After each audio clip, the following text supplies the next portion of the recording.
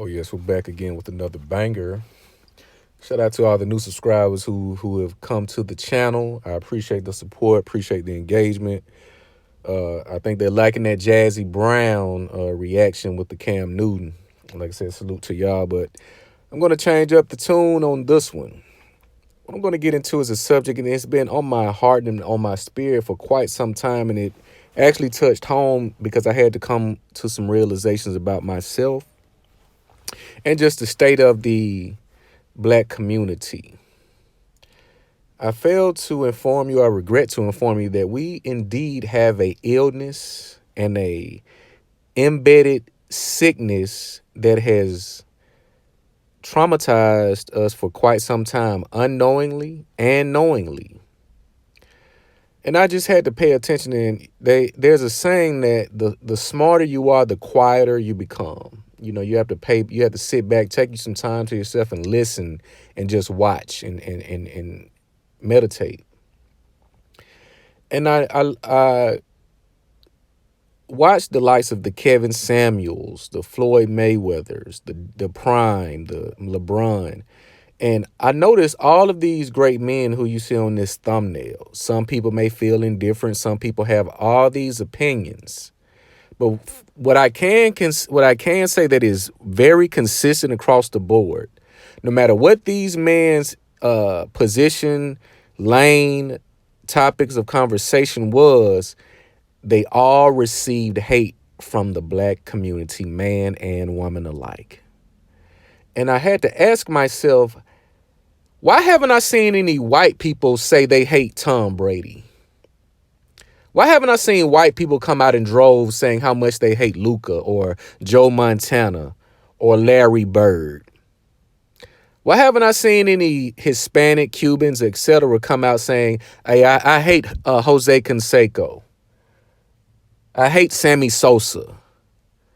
This is very common in the Black community, to where all of our greats that rise to the creme de la creme, that rise to the top, we're going to find a reason to hate them. Floyd Mayweather doesn't drink, doesn't smoke, 50 and old. At the top of his game, took his craft more serious than any other person in sports that I can, other than Michael Jordan. He's up there with this is why I made the thumbnail the way I made it. The guys that you see in this thumbnails are at the top of their game when it comes to whatever they do.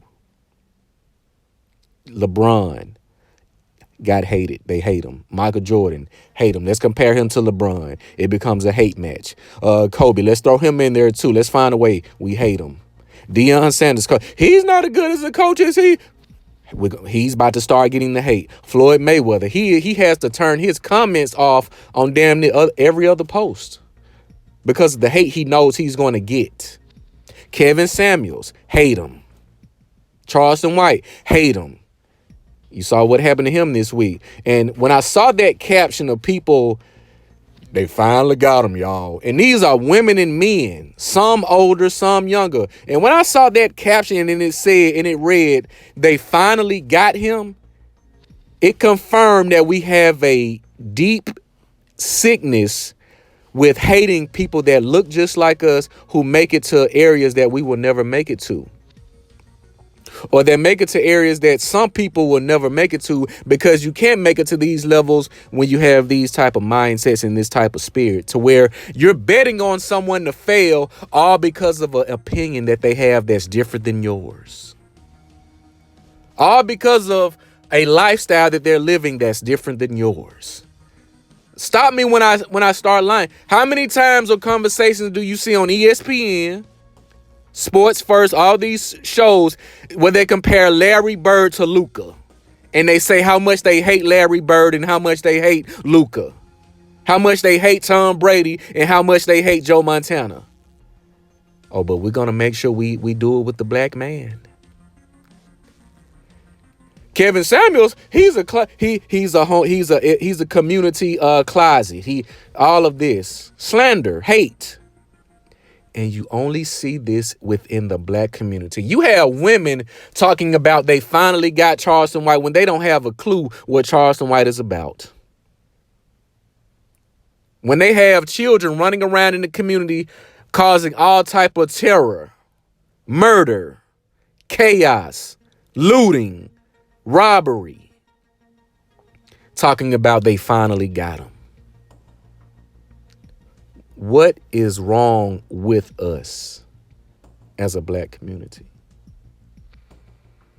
Something has to be wrong, because you do not see this in any other area. You don't see Asians saying how much they hated Bruce Lee.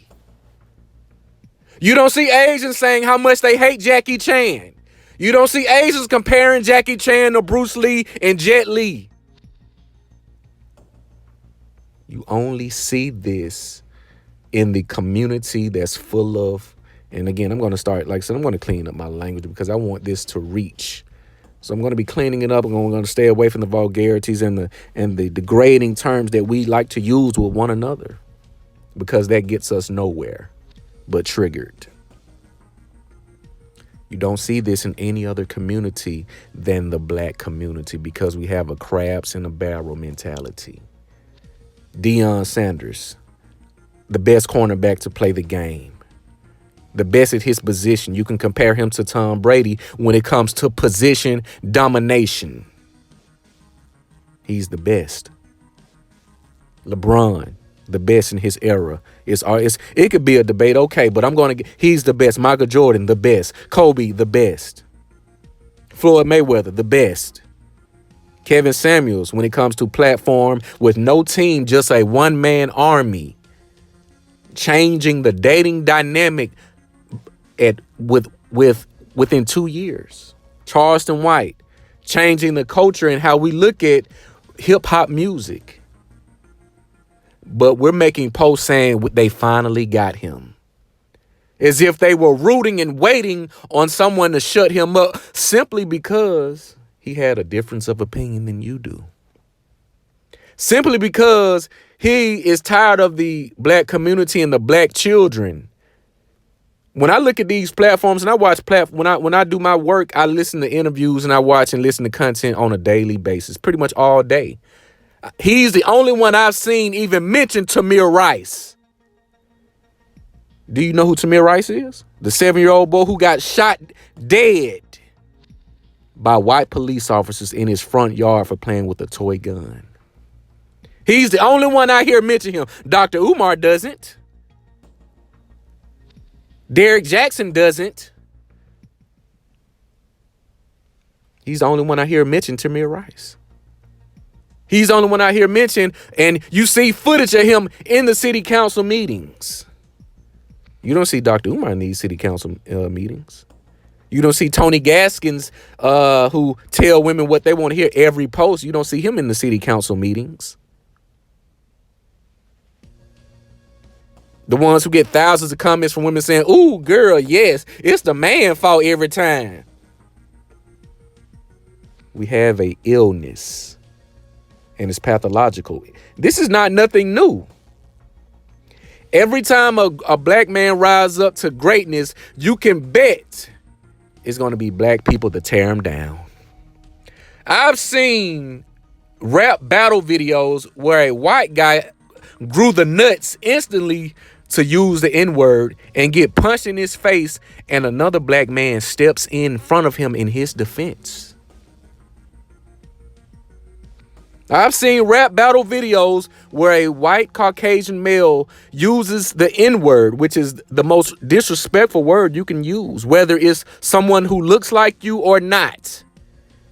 Get chin checked, and another black man steps in front of him to protect him. Just like Django. Just like Samuel L. Jackson on Django. Steven. Mr. Candy, you can't punch Mr. Candy like that. What is wrong with us? Is something wrong? Is something sick in our minds and in our spirit that which we cannot shake? And a lot of it is envy. A lot of it is embarrassment and disappointment, because the guys that we hate tend to sacrifice and dedicate themselves in a manner we cannot understand how they went 30 years without smoking and drinking. We cannot understand how they did 2-a-days. We can't understand how Kobe ran 4 miles before practice and was the last one to leave the gym after practice, which is why he's a 5-time NBA champion. And his legacy cannot be tainted with saying, well, he only had him because he did it with Shaq and Paul Gasol. We have a enviness about us to where we can't fathom the discipline and dedication that is necessary to rise to such heights. So when we can't understand it, we're gonna find a reason to hate it. Even you can be on a you can be on a low level. You know, people are in your circle looking and waiting on a reason to dislike you and to disassociate with you. That spirit it doesn't relate just to those at the top. It resonates with those at the bottom as well. You have people looking for a reason to not support you, to dislike you. And I'm in the graphic design area. So I do flyers and I do other materials for businesses, promoters, etc. I seen people I see out hug and come up and show love. And when it comes to references and all of this, hey, I got somebody out of town that does it. And I get tagged in these posts. Who do flyers? Who can make my flyer for me today? And I'm very great at what I do. I'm very good at what I do. And I'm nowhere near where I want to be with it, but I'm nice. And I see chicks and these are women, men and women. Oh, I know somebody that could do it cheap, and they could. Yeah, I got somebody over there in Zimbabwe. They do mine for. And to see me out, I have over 1,000 examples of my work on my page, and they'll get up under this post and refer someone else. We have an illness. We have a sickness. And in their mind, they're not doing anything wrong. You look at this Melissa Ford situation, and I'm going to touch on that with Cameron. Making a smug post as if she did not do anything wrong by alleging Cameron and Mace messing with underage women when they were underage themselves at the time of the experience. And you have black men coming to her aid, defending her, simply because Cameron responded in defense of his own name and reputation. We have an illness and a sickness that's damn near incurable. So what I advise to do is to get around like-minded individuals, gentlemen and ladies who this message will reach. If you're not around like-minded individuals with the same values, same goals, you're going to end up just like those around you. And I had to come to that realization. It took me 39 years for that to truly resonate. We have a crabs in a barrel mentality that just won't go away. But you see, this is why they call it the 1%, because only a small percentage will actually get it. Only a small percentage will actually do it. And when I say do it, do what's necessary to get to a level. And you hear these sayings that it's lonely at the top. Even though I'm not at the top, I can see what they mean when they say this. You have a bunch of years of misinformation that you've been indoctrinated with. You have a lot of energy and a lot of experiences that has tainted your spirit that you refuse to shake because you trauma bonded with someone else who went through the same shit that you went through. So it just feels good to have someone to relate to you. So you fester in it versus grow from it. You fester in it. This is why it's always something on Facebook. It's always BS conversations about negative experiences, about not finding someone you can love and grow and marry, about being single forever. I'm never going to find this. I'm just going to do this. Defeat it. A defeatist mentality. But you see these guys on the thumbnail, they didn't have that mentality, which is why they rose to such heights. And they cut their circle very short. It's only a few. When you see these guys that's making major moves, you in the videos because it's for optics. But when you really break it down, the Kevin Samuels, you didn't see a team behind him. You didn't see 20 other guys, 10 other guys behind him. You didn't see 10 other guys behind Charleston White. You didn't see 100, 200 guys behind Floyd Mayweather. You don't see a lot of guys behind Coach Prime. You don't see a lot of guys behind LeBron. It's a select few. You don't see Michael Jordan running around with an entourage because only a small percentage actually get it and is willing to do what's necessary to keep it. We're the only community that has this mentality to where when we see a black man rise up to greatness, we're going to find a way to tear him down and bring him back down here with us. But I wanted to definitely touch on this. I wanted to do something different and expand the conversations. We're going to talk about the women and the dating dynamic. Yes, we can definitely chop that up all day. But there's other things and more important things in the black community that needs to be addressed. And this is one of them. But you guys, let me know what you think about this video. Let me know what you think about this topic. Make sure you like, comment, subscribe. And shout out to my new subscribers. More content on the way. It's the Date Master.